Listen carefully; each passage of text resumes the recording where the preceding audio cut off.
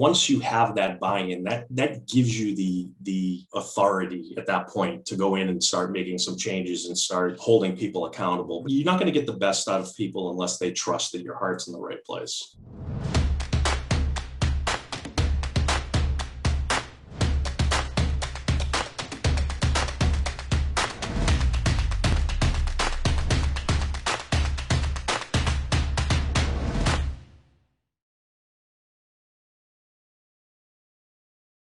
My philosophy is really it's always about the people, of course, right? And you can have the best product in the world, you can have a mediocre product. It's your people that are really going to make the difference. And if you focus on that, and you focus on people development, and you focus on helping people understand how they can get better, a lot of good things happen when that is your primary focus. Yeah. Would I you don't say know if that that answers the question or not, but no, it does definitely. okay. So would you say that when you're managing a team, would you say that understanding people's why is something that's important Oh, to you, or absolutely. yeah? Yeah, without Yeah. a doubt. One of my favorite parts of the job is really the career discussion piece. And I try to do that right up front with folks just to understand. I take it all the way back to, when they decided to pick a major in college. Yeah. Why is it that you picked that major? What is it you thought you wanted to do? What parts of your core are you missing in your job, right? I run across people all the time that, they're very creative. They found themselves in a sales role, but they're not getting that creativity. So you've got to find ways to try to bring that. At least I feel like you have to find ways to bring that to the table for them. Yeah, no, definitely. I feel like you can really help people out, even if it's just allowing them to sort of do their creativity through their outreach. It can That's just right. make someone want to work way harder if they're actually hitting things which make them excited and make them actually enjoy their job. So I agree. Yeah, That's that's exactly right. You don't definitely want something that helps. robots, right? No, Anybody can read a script. Anybody can say what you tell them to say, but people buy from people. yeah, no, Yeah. definitely. And it's just authenticity, isn't it, really? Mhm. So on the terms of authenticity and dealing with different people, what would you say makes a great VP of sales to you? Vulnerability first. I think, I tell every manager at any level, when you're taking on a new group, really your first goal is to earn the trust of that group and make sure that the folks that you're leading understand that you are focused, or you are there to help remove obstacles and make them successful. Once you have that buy-in, that gives you the authority at that point to go in and start making some changes and start holding people accountable. But you're not going to get the best out of people unless they trust that your heart's in the right place. Yeah. Yeah. So would you say that you have certain responsibilities you give to VP of sales as a CRO? Would you say that you give different responsibilities to different VPs, or is it Yeah, usually the same set? it depends on the individual. I tend to, if I think about just beyond what I just said, you want somebody that is really focused on the target, of course, somebody that can hire appropriately, somebody that knows how to coach people, Yeah. obviously. Yeah. And then there's a real distinction between strategic leadership and tactical leadership. And a VP, especially in the sales function, being able to do both, that strategic leadership as well as that tactical leadership, is a critical skill. One of the first things I will do with any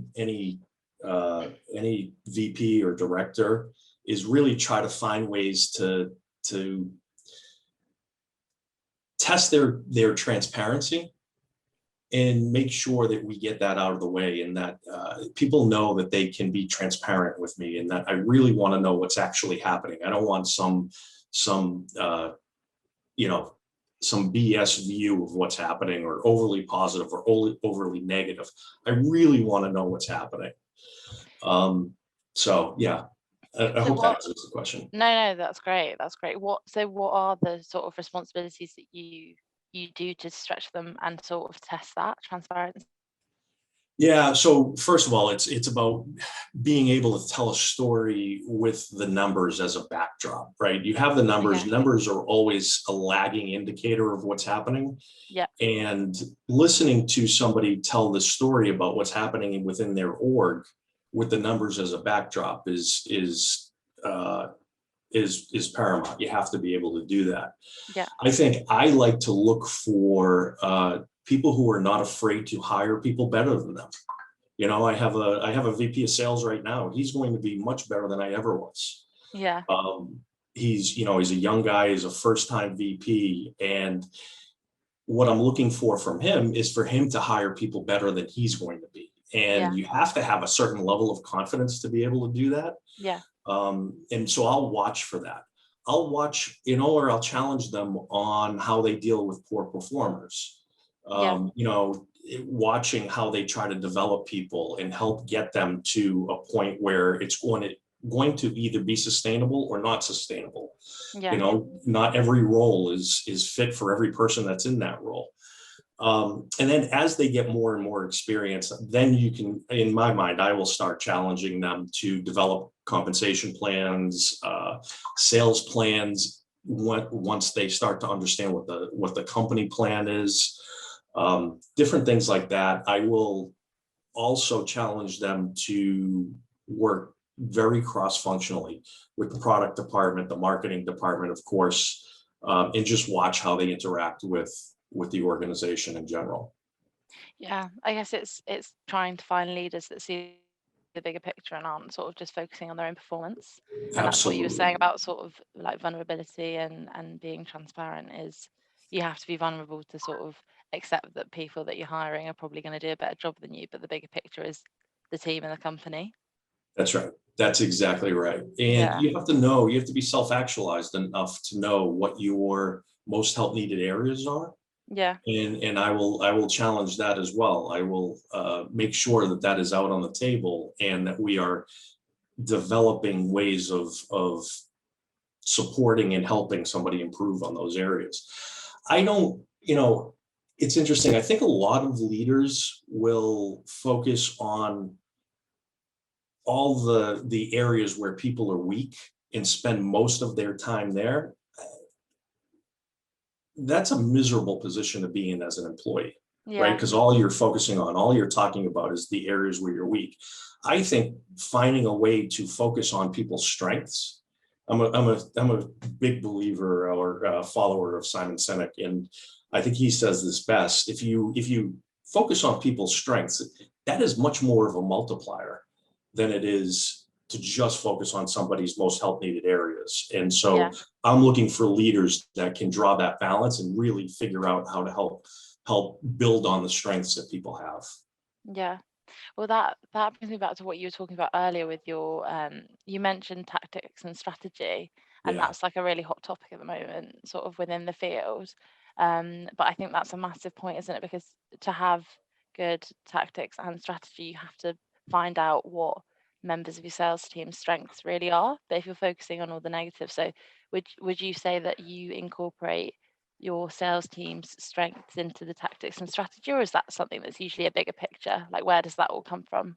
I think it's so I'm not sure I think it is throughout the org. It has to be throughout the org. And I think if you build a culture of success, part of building a culture of success is is really celebrating people's strengths and celebrating the wins, not just from a deal perspective, but skill set development. One thing I think of, we do something every other Friday with the entire org, the sales team, the customer success team, business development teams, where we review clips of customer calls or prospect calls. And everybody loves to put the most positive clips in there. And I always ask, I have to prod people to put, some areas where we made mistakes. I think about my own job and I make mistakes all the time. I want to recognize those mistakes and know that I'm trying to get better in certain areas. But the lion's share of what I do is help people focus on what they're good at, while trying to fix some of those areas that they're not so good at. Okay. So what do you look for in a VP for their ability to track sort of their team's performance in a data form? Like what things do you look for that are strengths and attributes when they're trying to track performance data? Well, man, we're in an age where there is so much data that from an organizational level, when you look at the metrics across the board, um, it's really easy to look at a whole level of data and have that be the whole story. There's always two sides of every story, right? Data is part of the picture. I want somebody that knows how to look across the top line data, whether, at different stages of the sales cycle, and decipher where the problems are. And I really believe that the data will tell you, both on an organizational level and then at an individual group level, where somebody may be struggling. For example, if you as an organization have an average time between stages from, the middle of the sales cycle to negotiation is on average 20 days. And then you have certain groups or certain individuals who happen to have an average of 30 or 40 days. There's something there, and that's kind of a roadmap for you to dig in and figure out, okay, what's the holdup here? Is this a problem with the individuals, the group? Is this a problem with the organization? I ask the question all the time, is this us or is this them? Meaning, like, who's causing this problem? 9 times out of 10, it is a combination of the two, right? And being able to decipher that and look at that data, figure out where to spend your time, where you're going to get the most impact. That's really what I'm looking for at a vice president level. At a manager and director level, you have to lead, they have less experience. You have to lead those folks down that path and ask a whole bunch of open-ended questions to get them to dig in on areas that you see that they may not see. Okay. So what are the first 3 metrics that you sort of think that should be on the tip of every VP's tongue? Like what are the 3 things you think they should really be looking for, data wise or not data I wise? can only pick 3. 20-minute interview. We could be here for hours. I think everything's, really, if I were to think from the bottom up, everything stems from deal size, sales cycle length, and your win rate. I think those 3 things, you can build on those 3 things and drive a whole bunch of other metrics. But if you know not just where you're at from a deal size, win rate, and sales cycle length, then you can back into a whole bunch of other numbers and set goals against those that will really help drive the business. Okay, great. Thank you. So Sure. could you talk me through a time where you and a VP were not on the same page and sort of how you handled that and what development was involved to make that situation better? Yeah, there's been a couple. I go back to there are 2 sides of this, and I'll go back to the data. The data is always part of the story. The leadership piece of it. So there's the management side of the job and there's the leadership side of the job. I've in the past had somebody who had the leadership part down, which I actually think is the more difficult part. Absolutely had the leadership part down, and but what he didn't gravitate towards was the management side of the job, the getting people to do things that they necessarily might not want to do, or didn't really understand the metrics as well as he should have, right? Because it was all about leadership. He was great at helping people. People always wanted to work for him. Right. But part of it was they weren't being held accountable. So, I mean, I'd be great at my job if nobody held me accountable for numbers. So it was really a disconnect between the 2 of us, because I am all about the data and really trying to wrap that around what's actually happening, meaning the story. And there was just a real disconnect there. The way I initially tackled that, because this was a process, but the way I initially tackled that was to make them do a self-review. I wanted to see where this person's head was at. I didn't give them any guidance. I just said, hey, I want you to do a self-review. I want it to be informal. I don't want it to be in our system. Just take some time, think about what you've done over your period of time that you've been here, and send it to me. And then I will do the same on my end, and then let's get together and talk about it. And sure enough, when that review came back, it was all the things you couldn't measure with metrics, which is great, but it was missing a huge piece, obviously. And so when we got back together, then I made it really clear that there were some goals here that we needed to hit, and there were some leading indicators that we were going to be looking for, and just had to walk them through the process. And then we met every other week, and we met every week, but every other week would be focused on this plan that we had put together. Yeah. And we ultimately got to where we needed to be.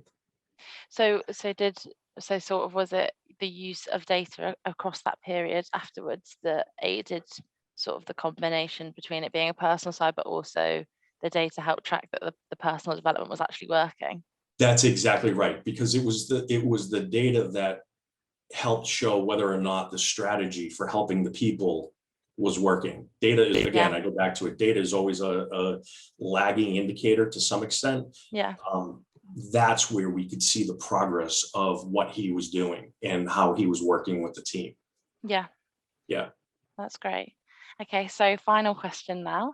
Sure. If you were in a room full of the best CROs in the world, what would you ask them, and what would you want to know? Whoa. How their individual approach changed throughout different stages of an organization. I read a stat. Actually, I think you and I exchanged an email, and I think the average time for CRO in a role is 18 months or so, which is fascinating to me. But if you think about a high growth organization, 18 months is a lifetime. And we're experiencing this today. We are a different company than we were 18 months ago. That's by design, right? We're growing at such a rapid clip. Especially in this field, like it's just you blink and everything. You blink different. And that's exactly right. And when the reason it's only 18 months is because you'll hear CEOs and boards say, okay, there are certain personnel or certain profiles of a CRO sales leadership that will be appropriate for each stage. But there are many CROs, and I've been lucky enough to be at the VP level through a whole bunch of different stages. I've seen the movie now a couple different times, and I've been able to adjust my style and strategy as we've grown, and I'm in process of doing that now with Robin. I've really shifted my strategy and my approach with the people because we're just at a different level. I would want to know how other successful CROs have done that, and whether it was conscious or not conscious. I try to make that as conscious as I possibly can. I would ask them, how did they identify weaknesses at one stage for themselves? Weaknesses at one stage, but then did they have different weaknesses at a larger stage as they were working through? So I would really want to understand how they navigated the shifts in such a fast growing organization. I know I said that was my last question, but fire away. I just wanted to ask, do you then think that is sort of the key to, because obviously, like we said, it can take it, like these sort of roles can be switched every 18 months because of how high pressure and how sort of quickly you do have to adapt to these situations. Do you think then maybe the key component to being a successful CRO is like constant development and constantly adapting yourself and being vulnerable enough to be able to do that? 100%. Without you, I couldn't say it any better. You are exactly right. You have to adapt. You have to be really self-actualized and understand if you have certain areas that need attention or that you have to focus on more than others. I'm not the most detail-oriented person in the world. That has been an issue for my entire career, but I know that about myself. I'm not afraid to talk about it. I've been lucky to be surrounded by people who are, and I've always worked really well with people who are, because it's a gap of mine. And through the different stages of different orgs, I've learned that about myself, and I've learned how to deal with it and how to cope with it. As we get to different stages, I have to keep that in mind, but I also have to recognize that I may have new blind spots that are popping up as we get to different stages, right? I'm Yeah. 112 years old, so there are many, many brilliant brains that have been through this process before as well. Just because I've been through the process a bunch of times doesn't mean that I know everything. It doesn't mean that the way I came through it the first couple times was the right way.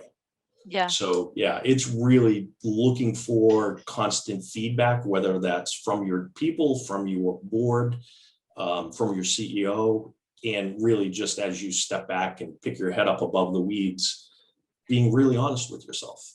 Yeah.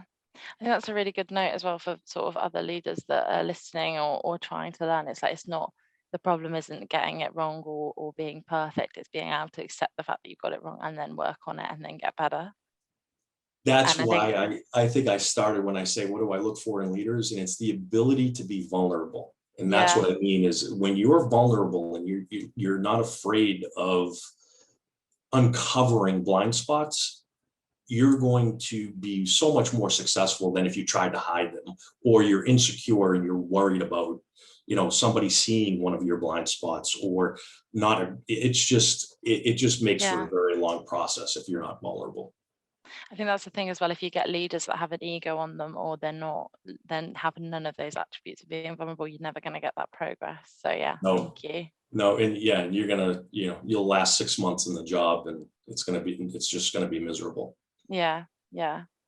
Okay, well, thank you so much, Carl, Of for course. speaking with us today. I'm sure people are really going to love the insight into attributes that they can take into being either a CRO or trying to get to a position such as yours. So thank you for that interview today. Well, thanks for having me. I appreciate it.